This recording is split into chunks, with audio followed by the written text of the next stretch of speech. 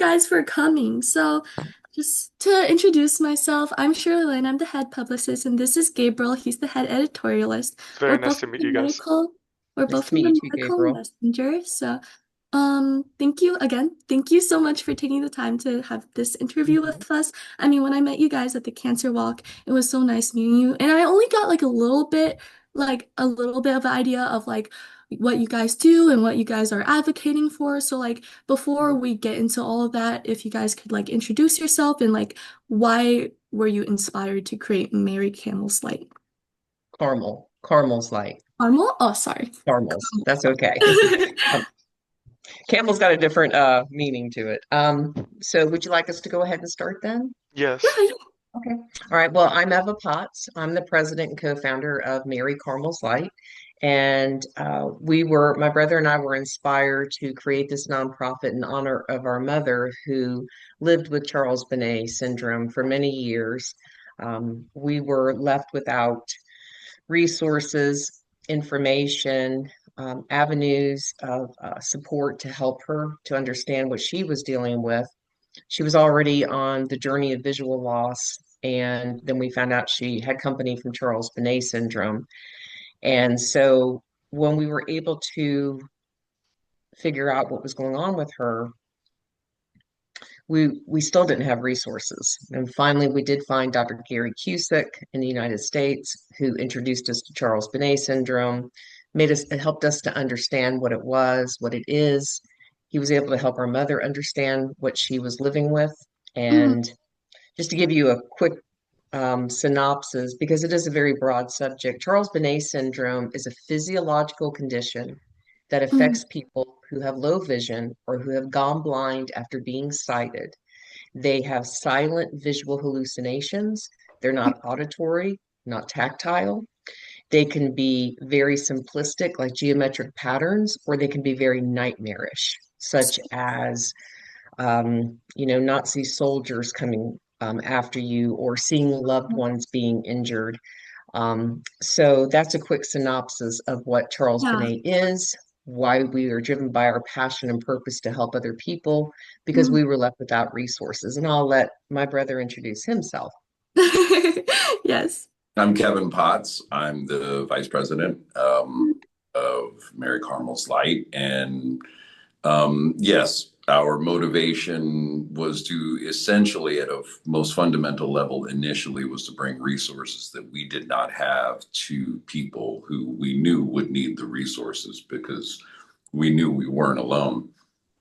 Um, and that's really the simple part of it was we wanted to do something about the thing that made our mother it really diminished her quality of life, Yeah. led Um, Mm. a lot So of like problems. And then the short part to simplify how Eva defined Charles Bonnet syndrome, it is in a really functional way. Your eyes are the cameras. When the cameras break or start to go bad, the brain still wants that input. So it puts the images in the eyes and creates those hallucinations. mhm, There's also a similar condition for hearing called musical ear. When you have diminished hearing, the brain will put sounds into the ears that aren't really there. And it's mhm, a similar condition. However, Charles Bonnet syndrome is much more detrimental to people because they're typically blind or have severely low vision.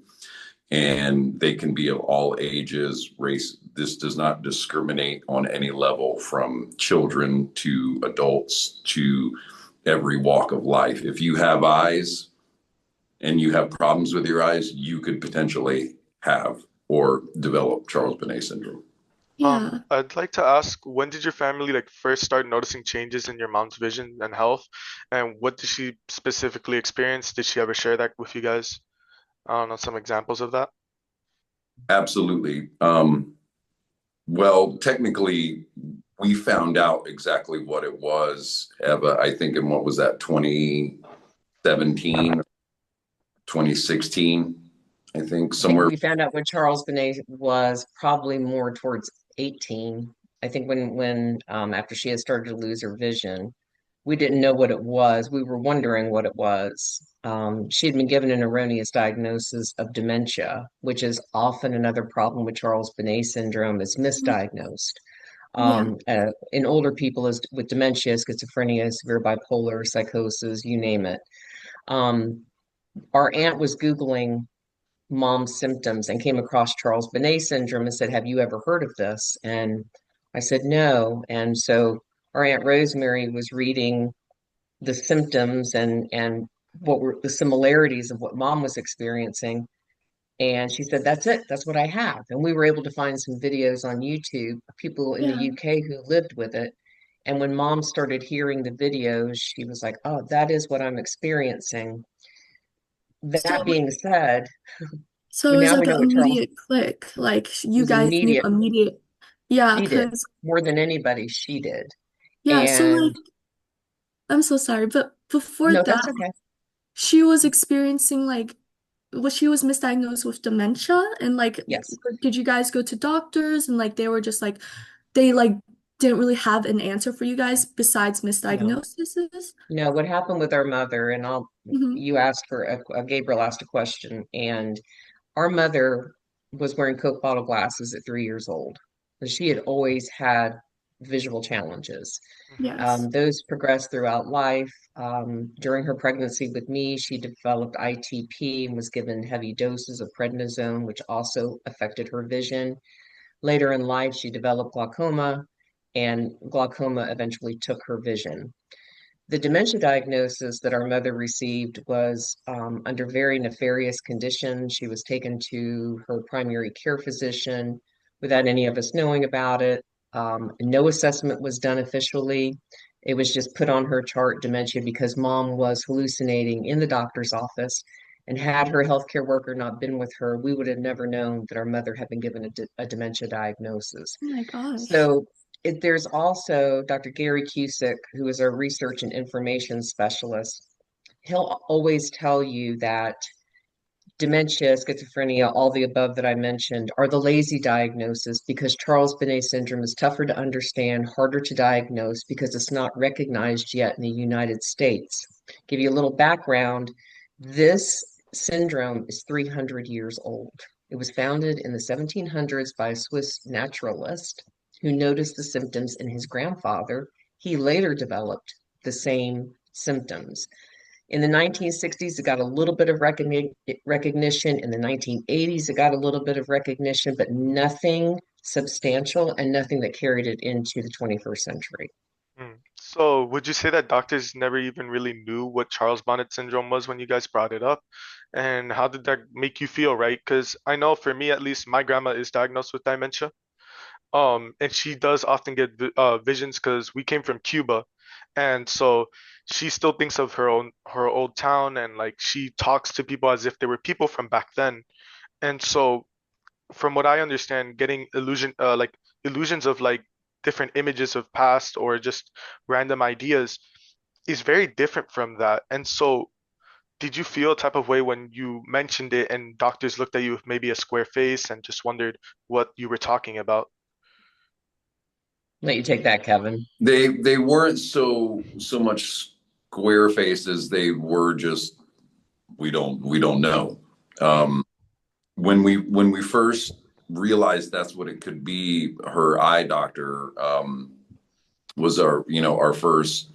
The ophthalmologist was our first target, and she was very simply like, "I've heard of it, but I don't know enough about it, and it's not medically recognized, so I can't." She kind of put it like she couldn't talk about it or didn't want to kind of talk about it. And mm, so, and that was okay. We questioned her a couple times after that about it, but we really just started trying to find our own information. Her GP, which was the same one that had given her the dementia diagnosis, didn't know anything about it, didn't try to learn more. It was finding Dr. Gary Cusick, who's now one of our board members, and Dr. Cusick was very helpful in talking to mom, but also Eva found the was he Neurologist. was Neurologist. a neurologist Mhm. who sat with mom in depth. And that was the first point at which mom was told that she doesn't have dementia, that she does have Charles Bonnet syndrome, that she's not crazy. And that wasn't until 2019, 2020, somewhere in That there. was 2019. It was Yes. right. So how many years had she been misdiagnosed before that? About A couple of years. years, Oh basically. my gosh, that's so disheartening because you're as like a patient, you trust these professionals to like give you the correct treatment and stuff. So like I can't imagine how your mother must have felt when May I interject there? She was never told. she Yeah, was it never told Her was doctor didn't tell her. And of her we diagnosis. correct. correct, and we did not either until we felt that she could handle the information, Mm, because she was experiencing these other symptoms. We knew the two did not correlate. So Charles Bonnet syndrome is completely different. You have your memory. You have, you're intact. Two things can be true at once. I can say that. Somebody can have dementia and have Charles Bonnet. You can have a plethora of other diagnoses and Charles Bonnet if you have low vision or have gone blind after being sighted.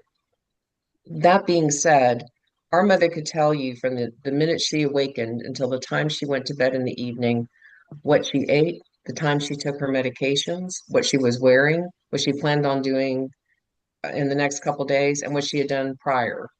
And people with dementia normally don't have short-term memory, not the way our mother did.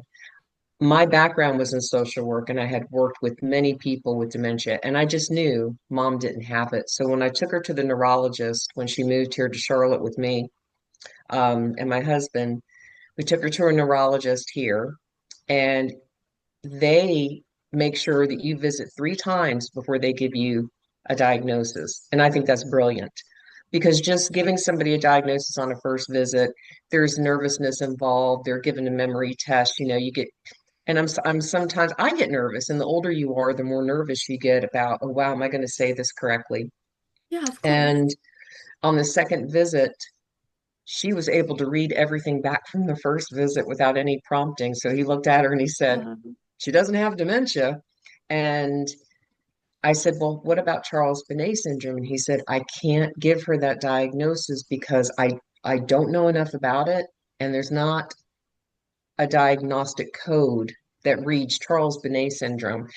He said, now I can put down hallucinations, but that lends itself to an entirely different, area of diagnosis. Once you say hallucinations, people Yeah. immediately think, you know, psychosis of some sort, which in this case Like just isn't true. like some form of like mental health and not actually being Correct. physical. Yeah. Right. So Without knowing about it, nobody considers that it's a physiological condition having to do with the eye. yeah, let alone being diagnosed with it must be like near impossible when even the physicians who are the ones who are supposed to be diagnosing it know nothing about it. They don't have like a billing code. Like, yeah, I just can't. And I know, I just have a question. I saw a little bit of it on your website. I can't re like name it off the top of my head, but about how many people are affected by Bonnet syndrome? Mhm. Want to take that one, Kevin? So when we look at the total number of, I think we're in low vision in America reported what. K, which is all we have to go on because no one's conducting research in the US. It's 1 in every 3 people in the UK that have low vision or gone blind after being sighted have Charles Bonnet. That's children and adults, adolescents, anybody of any age. And they're just now starting to focus their research on children, because left untreated, they're finding that children are unfortunately developing other types of diagnosis because it's going untreated. And it can bring you into psychosis because imagine you're living with these hallucinations every day. And let me Yeah. point out that say you're, Gabriel, you wear glasses. Yes. Okay. When you take off your glasses, Mm-hmm. you notice your field of vision change, correct? Mm-hmm. Okay. You know that that's your true field of vision. You take Mm-hmm. off those glasses, okay, that's really what Gabriel's field of vision is this. You put those glasses on and it improves your vision. When you have Charles Bonnet syndrome, what people that live with that see, those hallucinations are 20/20. They are vivid, they are clear. Some people think they've regained vision. Hmm. And one of the coping mechanisms that we use is we say, okay, try to remember your true field of vision.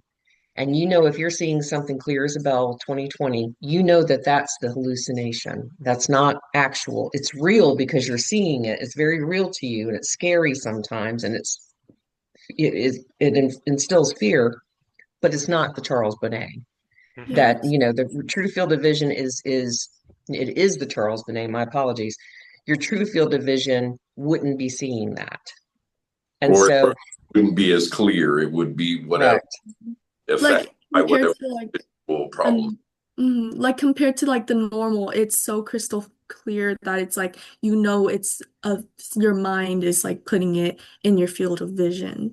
Correct. That's so that's so interesting. Thank you so much for like using that comparison because that helps me like really like imagine it better. And I know before when like I came up to talk to you guys at like the Monroe Cancer Walk, you said you guys do something on Saturdays like group Mhm. therapy, like something along that. Could you like tell us a little bit about that? There you Sure, go. that's a support group that's every at noon that generally Eva and Dr. Cusick run together. And it's an hour of Charles Bonnet support for those dealing with Charles Bonnet. And then there's an hour of caregiver support after that. And you don't have to be a caregiver of a Charles Bonnet subject or person who is dealing with it. You can be a caregiver of anybody. And through that, we find people that realize, wait, I am taking care of somebody with Charles Bonnet syndrome. And then there's just a lot of caregiver support that goes on because it's very much under supported profession, basically.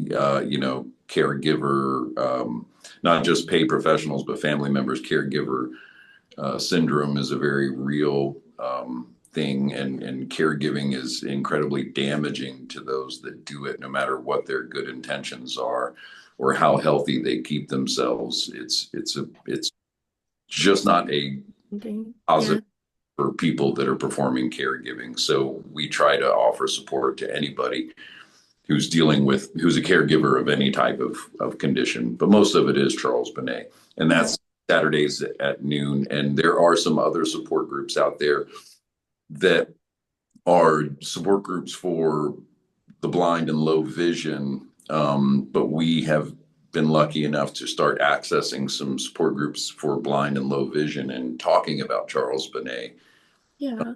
with those individuals.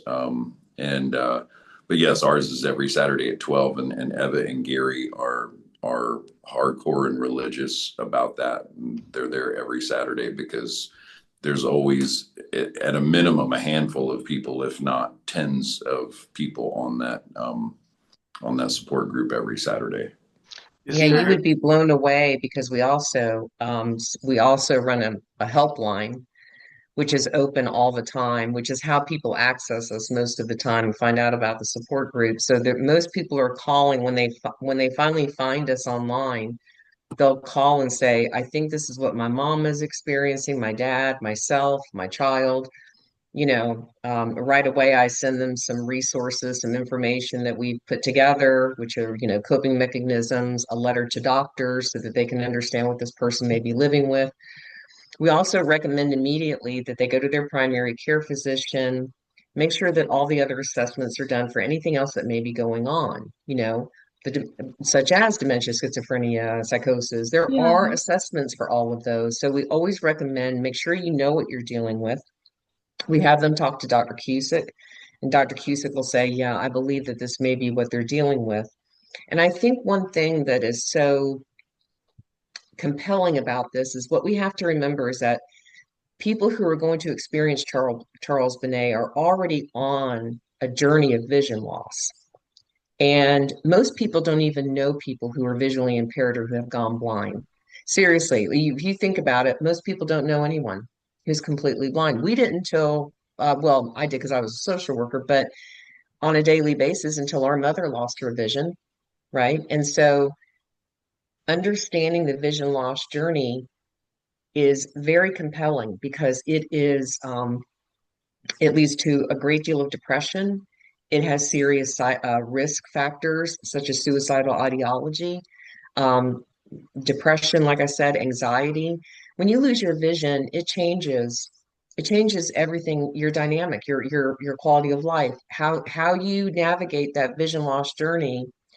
It makes a difference about your quality of life and how you're going to continue to either thrive or stop where you are. And so what's happening with Charles Bonnet syndrome is that it's invading that process of somebody learning how to, be on that visual loss journey.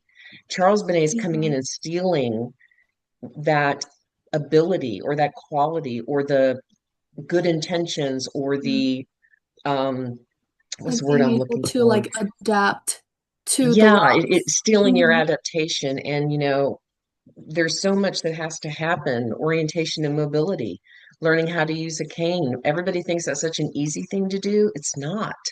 I mean, when people are on a vision loss journey, it is extremely difficult. And as you get older, and you got to imagine the older you get, the more used you get to having vision. So when you have a caregiver involved, that caregiver is also experiencing this change in this person. So there's a lot of grief going on, and people Yeah. forget to grieve their vision loss journey. Caregivers forget to grieve the person that they're caring for because they've changed. Their whole world has changed. How can it not? Hmm. So we can't forget about the vision loss journey. And we can't forget that people have Charles Bonnet. So what we're trying to do in these support groups is help people navigate both and Mm. not let Charles Bonnet syndrome steal their quality of life or take anything more away from them than what they're already experiencing.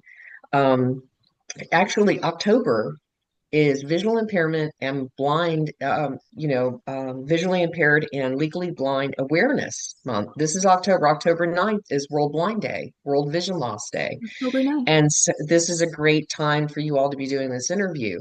Mm. Um, we have an unofficial Charles Bonnet Syndrome Day in the US. It's our mother's birthday. It's July 16th, which, one day that's going to be a big day for everyone because we are determined that we're going to find a doctor.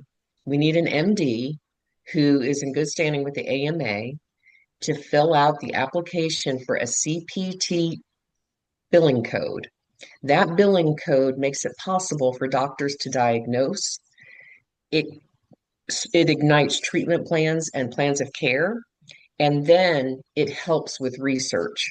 So without that designated billing code, we're not going to get anywhere. And it can't read visual release phenomenon, such as it must read Charles Bonnet syndrome. Otherwise, it's not paid attention to. The research won't begin.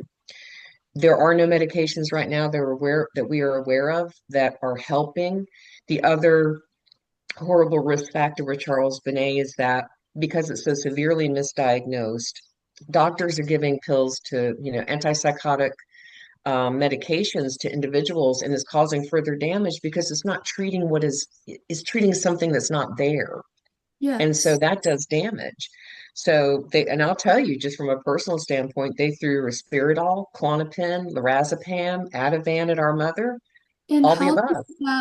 how did that affect her? Like with her already like experiencing like with the hallucinations from Charles Bonnet, like how did those like medications that were supposed to be helping her actually end up hurting her and stuff? Well, they didn't hurt her so much as some Hmm. we knew that it wasn't going to go well. Some of them we didn't know, so we tried. Um, but really, I can't say that anything made her Charles Bonnet any worse. It was pretty severe. The things that we had read said that it will go away within 3 to 18 months or something like that. It doesn't. It has no shelf life. It's there, and for some people it may, for some people it may not. Some people, what it really comes down to for Charles Bonnet and how it affects people it comes down to their psyche, their way of living, their mindset, their attitude in life, their disposition in general. So if you're somebody that doesn't have a lot of baggage and you're coping very well with your vision loss or your low vision and you're a very well adjusted person, we've had people who, they don't enjoy their hallucinations, but they're not afraid of them and they're benign. They may be animals or, pretty scenes of things, but most of the time it's people's deepest fears, their what goes on in their psyches. It's typically the worst parts of their existence that Charles Bonnet shows them, which is unfortunate. So it's hard to say that any drug made anything worse. It's in full swing. Yeah. Well, we were appreciative that somebody was making an effort, but we also knew, or we had a really good idea that these things aren't going to work. What we need is something that can stop the hallucinations, essentially. And that starts with being able to diagnose people first for research to begin happening. Correct. Correct. Mm. We need standardization on major levels. We're in a perfect world if we do what we're supposed to do over the next period of time, whatever that is, months or years. That means every optometrist, ophthalmologist, every eye doctor that sees everybody has a standardized Diagnosis. script that they go over with anybody that has low vision or they know is going to lose their sight.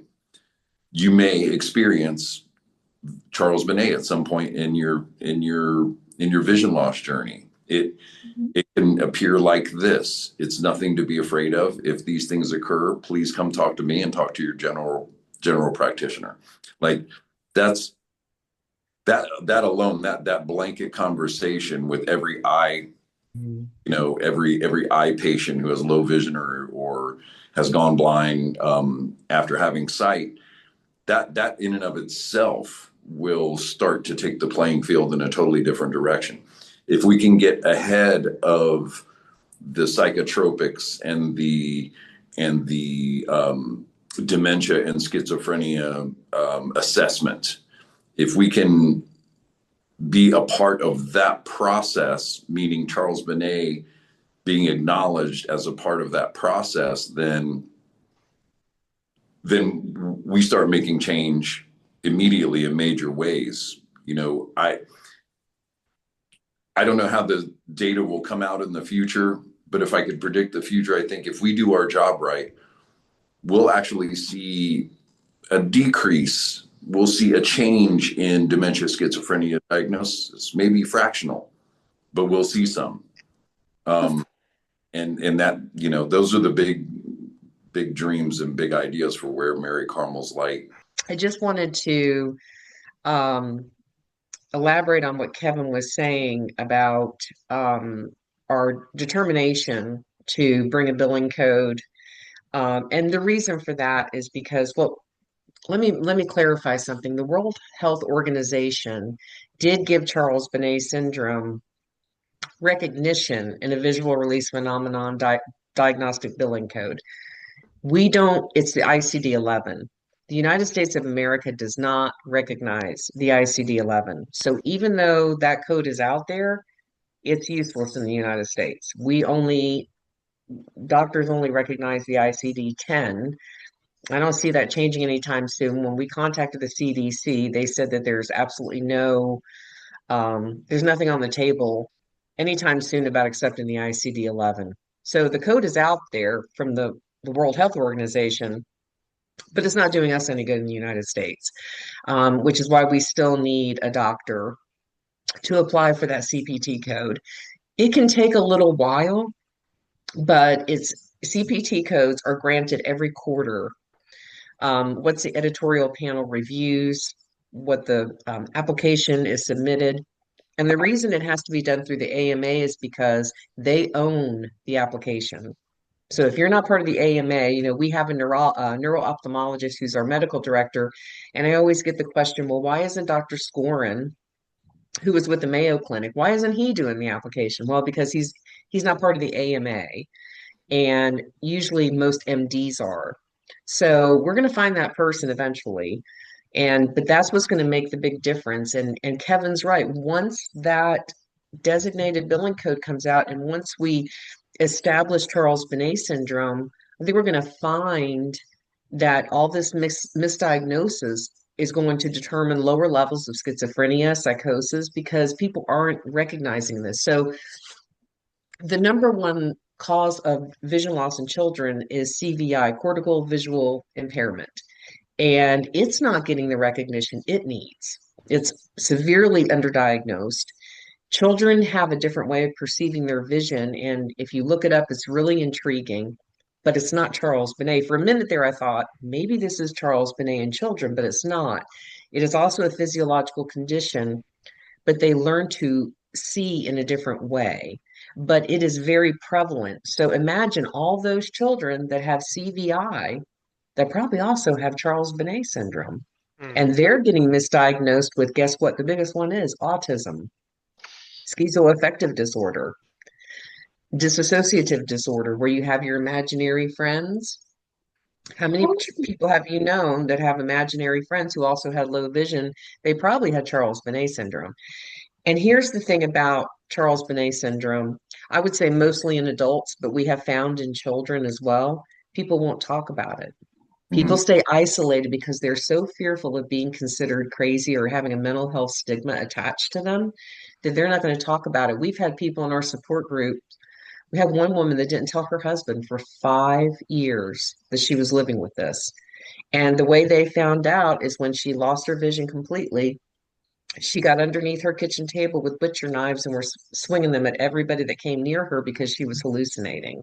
And Yeah. that's when her husband found out she'd been dealing with it for over 5 years. So there are a lot of people out there that aren't talking about this. They're not coming forward. But you know why? Look at what happens. Look at the The misdiagnosis. stigma about it of with like mental health in general is just horrible. And Yeah, It's like, there's let always me been a let me real quick dial down on that one anecdote Eva just gave. mhm. So, unfortunately, this subject is swinging a knife under her table to clear out the things that are under there. What specifically was she like hallucinating under Burglars. I'm not burglars? sure Eva may know, but my point to this Yeah. is that she's swinging a knife at with bad vision or no vision at things that she thinks she sees. What happens when, and this does happen, when she cuts a family member or worse, a stranger or something of that nature? What one thing that we can't wait to find out, and that we're really excited to know about, and not in a good way, is how many incarcerations have occurred because of Charles Bonnet syndrome, because somebody was fighting off something that wasn't real with somebody or something that was real. I feel Right. like also there's so many cases, right? In like at least one, I have two things to say. So in history, there's always been a correlation between things that aren't known are always tried to be correlated with something that's already diagnosable and stuff like that. And back then, a lot of psychosis patients often had things like autism and stuff like that when they're later on discovered and developed upon. And so something else that I mean, me and Shirley talk about this a lot. It's like people who are really strong into religion, right? They often get visions of God, angels, stuff like that. And sometimes it can one influence them to do good things, but also really bad things, right? And I'm just that curiosity for me, right, is to see like how many Charles Bonnet victims might have religious hallucinations and that kind of stuff. It hits somebody a lot more mentally, right? Because if you believe that there's this higher power and this higher power is presenting itself to you and telling you to do something, it could really make someone do the worst. And I feel like that's a really worrying situation. Well, It's happened. Hmm. you make a good point, but to be clear, even if it's Charles Bonnet, they won't hear somebody say something. They may see a mouth move, Mm-hmm. but they won't hear anything. If they Yeah. hear something, it's not Charles Yeah, Bonnet. of course. Yeah. I meant like It's visions of for things. sight. Right. I just want to be clear since Yeah, this of course. is recorded, Yeah.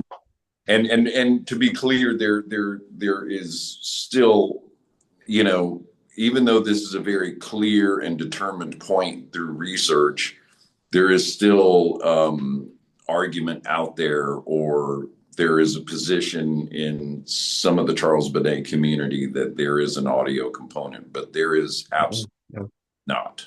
Yeah, no. Mhm. right. Yeah. But you make a very good point. And these are the things that Eva sees and deals with regularly on support group. And these are the things that, you know, quote unquote, keep us up at night as far as, you know, how people are living, knowing that there are people out there being misdiagnosed, and there's not a lot that can be done about it once that's done. And that's a really, it's tragic and it's sad because we've seen how that comes out. Fortunately, we were able to insulate our mother from the problems that come from that to some degree.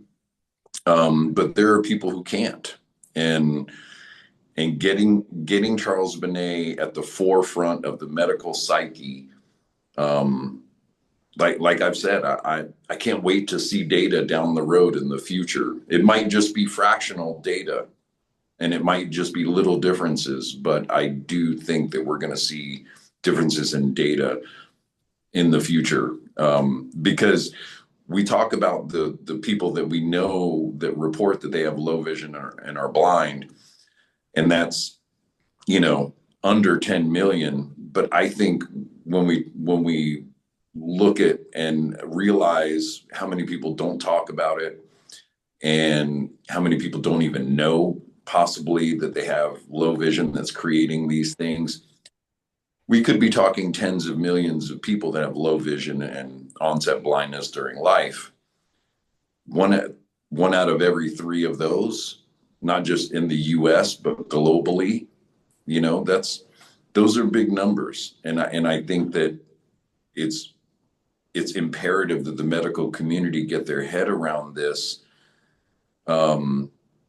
because while dementia and schizophrenia might be a boon for big pharma, it's not for families and people and loved ones. Right. And, you know, just the travesties that occur in life from being stigmatized with hallucinations. And that circles me back around to one of Eva's strongest points, that one reason we don't know is because people won't talk about it. And if we can get this idealistic thing I keep repeating about standardizing it in the medical community, that stigmatism, some of that will come away. People will be more inclined to go get checked. And maybe I've got Charles Bonnet syndrome. Maybe I do. Mm-hmm. Something that is real and I have it. I don't think I'm crazy, you know. If that kind of thing were going on to when mom were alive, that would have been so easy for us. Yeah. Go And to for her. and then Mhm. say, hey, this is happening. Oh, well, there's a possibility. Let me assess you for other conditions, but there's a possibility you're simply dealing with Charles syndrome, and this is what it is. I mean, Just to know what it is, just to give it a name. right. And, you know, as Kevin was saying, so you go into your doctor's office, your ophthalmologist office, and I'm a glaucoma candidate. Okay, so let's start there. I'm a glaucoma candidate. At any moment, glaucoma can affect me. I could lose my vision like that if I don't pay attention to the pressure. So when that happened, and my doctor told me, this is a possibility for you, at that very moment, I should have heard about Charles Bonnet syndrome. And if that should happen to you, Eva, then you may experience something called Charles Bonnet syndrome. It happens to one in every three people with low vision or have gone blind after being sighted. We don't know enough about it. Here is some of the things you might experience. We don't have many resources, but you know, give it a name. I'm a cancer survivor. When I was diagnosed, I knew what it was because I'd heard about it. I could talk to my family and my family could learn how to cope with it because we had information out there. If you're a caregiver to somebody that has Charles Bonnet syndrome, and suddenly someone you love begins hallucinating and you don't know why and you don't know what's going on, you're as afraid as they are. So immediately anxiety and fear and confusion have set in for both the caregiver and the person living with Charles Bonnet syndrome. And you go to get help and nobody knows what's happening. It's been taught in some medical schools, but it just isn't prevalent. It's considered an orphan diagnosis, and that's so wrong. It is not an orphan diagnosis because of the prevalence. It is very prevalent. It's just not being paid attention to in the medical community, which is very unfortunate and sad because, like Kevin said, they must wrap their head around it. They must start paying attention to it because that we can help people. It just needs to be normalized. It needs to be something as simple that goes with like any other diagnosis. You got low vision, you're going to get a pair of glasses. Look, there are three of us on here that have glasses on. And when I start seeing little things, I'm like, oh, I hope that's not Charles Bonnet. But it's unfortunate, as Kevin was talking about, when you think about the mental hospitals, the homes for children, assisted living facilities, full of people, and all they had was low vision or vision loss. And they started having Charles Bonnet, but they get locked away because nobody wants to deal with it. Nobody wants to pay attention to it. Nobody wants to try and find a cure. That is so sad to me because That that's the is, only thing that's wrong with them. yeah. And this thing, the World Health Organization, they did a disservice to the CBS community by saying Charles Bonnet syndrome should only last 18 to 24 months. We have people in our support group that have had it for 20, 30. We think that when our mother was looking back, she was pretty sure she had it since she was a child. And, the more we thought about it, the more we thought, yeah, mom probably did have it. She just didn't talk about it. But there's just so much false information, and it's Bingo. just shocking how prominent it is. And it's like, oh, and I can totally see how, like, oh, it's like, oh, if I have cancer, if I say that, everyone knows how to support them, how to, like, what it Mhm. is. Stuff with Bonnet syndrome, that's completely different. You don't want to say if someone might have that because you don't know if they'll take offense to that because of that stigma that is just so Right. unnormalized. And most people realize the inherent risk of being misdiagnosed. Even Yeah. though they might not understand Charles Bonnet, they understand enough about the possibilities of misdiagnosis that they don't want to go forward with it. You know what I mean? Well, And that, just like all of our siblings were constantly saying, Mom's got dementia. Mom's got, no, uh, Kevin and I were both like, no, she doesn't. She renewal. doesn't have dementia. And here's another sad statistic. I mean, I'm so glad we're here, but there are only three countries that are paying attention to Charles Bonnet syndrome: the United Kingdom, Australia, where they're actually doing research and conduct and actually serving people and treating them in these countries. We're recognizing it. Mary Carmel's Light's the first US nonprofit addressing this, as far as we know, the only one. The, And the third country was Canada, right, Eva? I'm sorry, Canada, and their program was canceled. Yeah. They're starting to pick it back up again, but they're behind now where they used to be very much ahead, and their statistics were a little bit different. In Canada, they were finding one in every two people that had low vision, Me too. every two. And so the stats are different. But you think about three countries, and this is a global problem.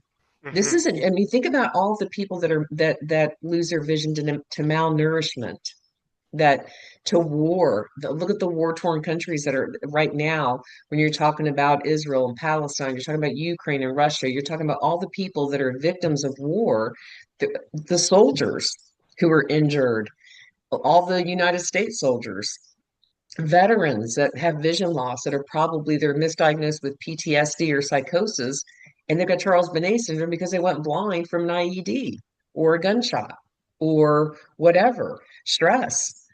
And there's so many different things that can really exacerbate Charles Bonnet syndrome. So, once you're diagnosed with it, if you get a UTI, if you are stressed out, if you develop a fever, if you're isolated, if your environment changes, your CBS can get worse.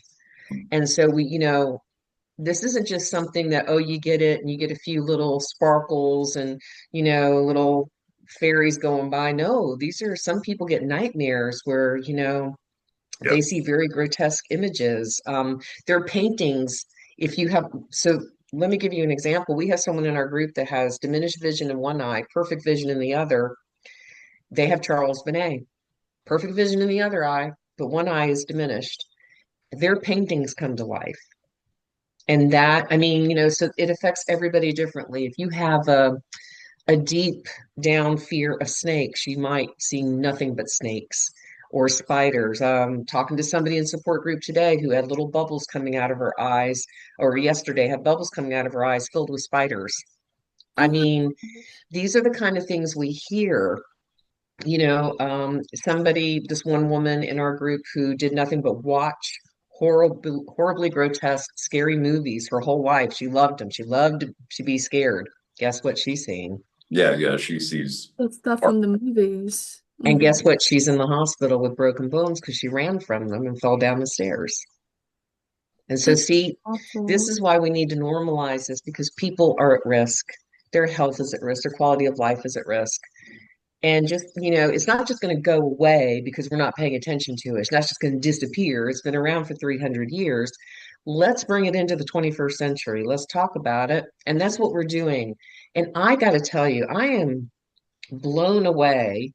And I feel hopeful because young people like you are curious about what we're doing. No, it really, because you wouldn't begin to know the number of people that walk by our table. It's Yeah. discouraging. And you didn't. You came over, you talked to us. Here we are talking about it. And this is how change begins. People that This is care about definitely. change, people that care about other people, people that care enough to say, hey, I'm young, but I can make a difference. Well, I'm not as young as I used to be, but I still intend to, we intend to make a difference. And you're But it's so passing that nice to know. legacy on. You're passing that legacy on. You are making a very meaningful impact. Even like with us, we're Thank like you. me and Gabriel were with like a smaller group, but like we're going to be passing this on, like what you said to us on. And just know that like what you guys are doing is very meaningful. It's making that ripple in the water to make a bigger Thank you. impact. And I truly believe like what you said, it is gonna start small, like small statistical differences, but who knows, like 50 years from now, Yeah, there may be. the ripple can turn into a wave. Sure. Exactly, exactly. Tsunami.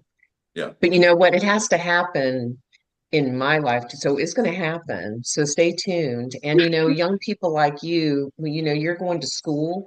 You need to Yeah. keep talking about this wherever you go. I don't know what kind of reach this is going to have. Do you know what your reach is Yeah, digitally? so our reach really extends to the area where Shirley's in, so her school and everybody around her in the county. And then for us, our reach here, it's our school and then all the surrounding schools because we're connected to a lot of science magnet schools. So Mm. our Oh, reach okay. extends there. And talking about school and reach, so for people going into college soon, me and Shirley are seniors. For me, I'm going into medicine. I'm trying to be a neurologist. So this really does resonate Oh, with me. Great. yeah. And I Awesome. want to have And I want to have a major in neurology, but I also want to take a minor in research. I want to do a lot of research in my future. And this website has started to me for as a portfolio, but also now it's going to extend us to an ongoing project as I go into college and everything. And for college students studying abroad or doing research, how much do you believe the impact would be for those who take Charles Bonnet syndrome as their topic for their research, their dissertation in grad school, just extending the name, right? Just trying to get that name out there so that other people who have that license to have those titles, MD, PhD, all that stuff, to get that name out there in their mind and to, just extend their reach somewhere? How influential do you think it is at a university level? I think the biggest effect that could happen from students taking it on a research level is the volume. It will immediately be seen as and taken as a much more serious subject by a certain number of individuals within pharma, within AMA, within the medical profession, within the schools administration itself. I think I think you start, it won't be an echo chamber. I think it's something that will resonate beyond yourself, your class, your school, and what you're doing. Because I personally think that, because that's how, that's how it happened with autism. That's how it happened with lots of different conditions that happen. They sometimes they do come from a student or that research level that said, no, this isn't going to be ignored. And and here we are with great medical advances, and but we're also in a position where we still need, We need more advocacy. We need more people to know. Yeah. more, right? Hmm. And I'm not the craziest fan of the business of medicine. I like the business of healing more than the business of medicine. So I think that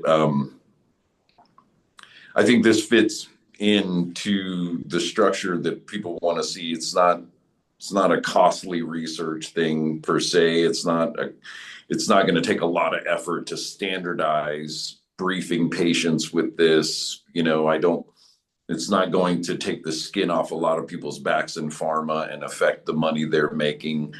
I think there's ways to present this in a business sense to the medical community to say, hey, this isn't gonna affect your bottom line. Let's get Let's it up. talk about it. It doesn't cost us Yeah. anything. Let's talk about it. And maybe there's a drug in the future for it that you'll be able to profit from. Maybe there's a process A treatment even.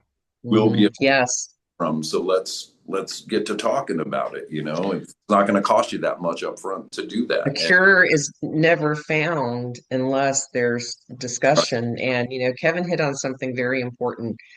Um, I was, I began my journey in college focused on autism. I graduated high school in 1981, and this is when it started to come on everybody's radar. And just like Charles Bonnet syndrome, it was misdiagnosed. It wasn't paid attention to. It's still struggling, still having some struggle, but there are, how widely recognized it is now. Everybody knows when they look at that puzzle piece, they know that that's autism. Yeah. Everybody knows what it is. They've heard of it. They recognize it, and that's where Charles Bonnet syndrome needs to be. I also believe there's going to be a spectrum of Charles Bonnet based on personality type, based on what, how Surroundings even with the paintings and everything. correct. Correct. I mean, what was your life like? Did you have trauma? Because that's probably going to come back in your Charles Bonnet experience. Did you see horrible things? Did you see pleasant things? All that can change what happens in the Charles Bonnet experience. And so I am hopeful that that's how people will see it. They'll say, okay, we know that at one point autism was never that's how everything begins. But somebody's got to start somewhere. Somebody has to begin the process. And no one's paying attention in the United States, and a lot of people are suffering. We get phone calls every day. We're doing a lot of work where we attend virtual support groups for other people. We speak to support groups for the visually impaired. We presented at the North Carolina Governor Moorhead School for the Blind and Visually Impaired at their conference this past year. I'm going to be presenting to the ophthalmologist across America with Dr. Scorn in November. We're going to be talking about Charles Bonnet syndrome. Our medical director, Dr. Scorin, and our research and education specialist, Dr. Cusick, just finished co-authoring a book where for medical schools. So, Gabriel, you might be seeing that. And Hmm. there's an entire chapter dedicated to Charles Bonnet syndrome that Dr. Cusick wrote, and of course was approved by Dr. Scorin. It's coming. Things are happening, not fast enough, but they're happening. And so we're hoping that people like you, Gabriel, and whatever you're going to be doing, Shirley, and I need you to know it is important that you know about this now, because now when you have a patient come to you, Gabriel, you can say, I know all about this. And hopefully at that point you can say, and I discovered the cure. So, and I'm just going to remain hopeful and because I'll still be here when you graduate from medical school and I want to know what you did. And there are going to be opportunities for research. There are going to be opportunities for people to be educated.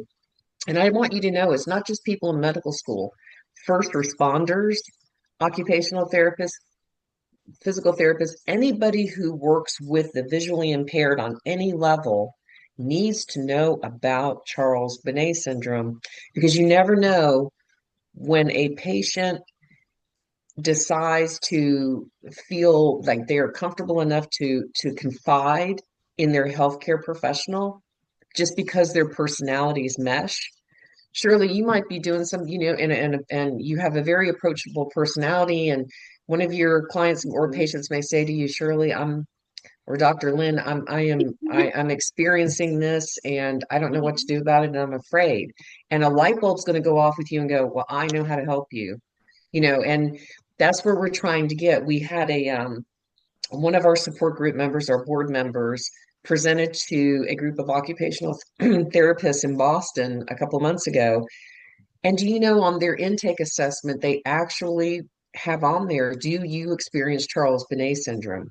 Well, you could have blown me over like that because that's the first time I'd ever heard that. How incredible.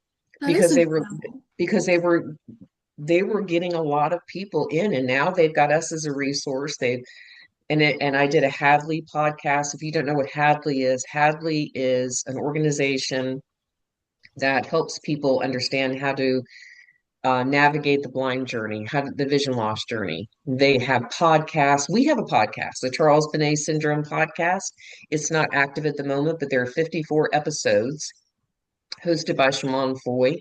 If you listen to the Charles Bonnet podcast, you will learn so much. He has people who've lived with it, caregivers, neurologists, neuro-ophthalmologists. He has 54 episodes of Charles Bonnet. He's a caregiver for somebody with Charles Bonnet.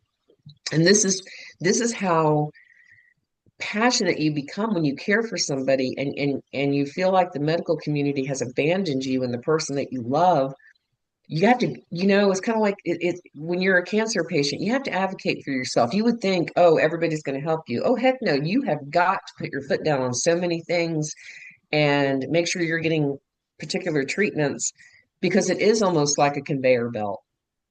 People think, oh, cancer, well, but no, it has to be personalized because without that personalization and without that independent care and the sense of having a quality of life and autonomy and independence, um, you begin to lose yourself. And that's what's happening with Charles Bonnet syndrome. People are losing themselves. They're becoming lost in their own homes. And this just needs to stop. And we need to let them know that there's hope out there. And I think we can instill that in them in support group, but hopefully somebody's going to hear this. And you say it has a pretty big reach, Gabriel. Gabriel, where Hmm. are you? I'm in Miami, Hialeah, Florida. So, What? Okay, so you talk to each other across the United States, yes. and So everybody in your sphere is going to hear this? yes. So how it works, right, is Tim Taylor. I knew Shirley for 2 years now, and I started this program, and I asked her if she wanted to help me start it. And so but we figured out that maybe distance would be an issue in our journey, right? So trying to fix how we're going to communicate and everything. But I feel like it's a bigger strength than a weakness, right? Just having that Mhm. outreach between states and community, and because it's also cultural, right? I feel like culture has a big play into everything. Heck Myself, yeah. I play a lot of video games, right? And I'm also really big on research. A new game released last month, and I was playing through it, and a certain character intrigued me. And I was like, oh, what is this character about? Because it had a unique feature. I searched it up, had this whole rabbit hole about Ewing sarcoma, a type of cancer. And it was made in honor of somebody who died from that and got to meet the I team just and got everything. chills. And so that Beautiful. that kind of stuff, it brought me from playing video games, something I do every day, to researching about a topic and learning about Ewing sarcoma, which is a type of cancer in the bone. And it helps people get informed, right? And I feel like Yeah. that little seed you plant turns into so many roots. And I feel like throughout this interview, we focus a lot on Mhm. the medical field, but it's also media, news, games, movies. I feel like so many times we see movies where people are suffering from autism in the movie, dementia, BPD. But what if we have maybe a character with now the name is going out of my Charles Bonnet. Charles Bonnet, right? And Yeah. people are like, what is that? Why is this character seeing these things? And how does it work? And they go down their own rabbit hole, right? And they Yeah, learn about that kind of stuff. And that's brilliant. I think that's like the most important thing to realize. It's not only the medical field, but it's people, and it's people in media, it's people just as a community coming together and making something happen. Because that was a little kid that died at 12 years old, but his outreach reached it because of the community around that game that supported him and allowed that team to see him, to see that and, incorporate it. And I think that's the coolest thing ever. And I feel like in modern day, like it's people, it's really every day, just people like you, people like Shirley, people just going about their day, just living and just realizing and learning things. And I think that's the whole reason we're on this earth. It's to learn, it's to get that Willing, experience willing and to do something, mhm, willing to speak up and make a difference, willing and to leave that imprint on the world. And I think what you guys are doing is great. And I really commemorate you guys. It's really been an honor to talk to you guys. It It's like been really an honor to has. talk to you guys. And Gabriel, you know, you just gave us another idea. I you're mean, so one thing, Gabriel, that we're really focused on right now. I know we're about to wrap this up. Is that we want to be? I want to get a hold of EA and the other studios Hmm. because we want to be a part of the reward points donation process in games because we know that a lot of games offer or the gaming system will offer you to be able to donate your points if you choose to a nonprofit that may be featured within the game itself or from the actual game system or the studio that built it. And so we that's we've been learning about it recently, and yeah, I'm going to be on a mission to try to get us inserted and to be a nonprofit that benefits from some of those. just stay tuned, Gabriel, when you're playing your games. And I And think, I want to say very quickly for anybody that may be watching this, you can go to marycarmelslight.com, which is our website for more information. We're also on every avenue of social media. That's what Kevin does. Facebook, LinkedIn, YouTube.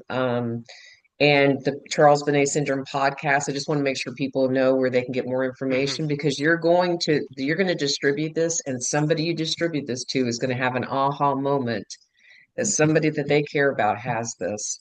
And Because there's gonna be a post following this. So how I'm gonna format oh, it, right? I'm gonna do the interview as a file attached to a post where I'm gonna write at least 750 words about Charles Bonnet, and I'm gonna talk about your case, and I'm gonna talk about cases that you mentioned throughout this interview. And at the end, I'm gonna link everything. I'm gonna put all the resources, your Instagram, your website, your podcast, all that stuff wow, is gonna be there. So I'm going to make sure that people can read it, people can watch it, people can hear it. I want everybody to get some kind of reach out of it. And I thank think you. thank you for taking the time to talk to us. Mhm. Anybody watching this, please check out their nonprofit. Please And check it out. I think this is really important because it impacts like things that aren't heard, and these things need to be heard. So I just have to say, keep searching, keep looking for that information, keep going to that outreach. And I think that really just helps millions, millions and millions of people. And I think what you guys are doing is great. And I really thank you for your time here.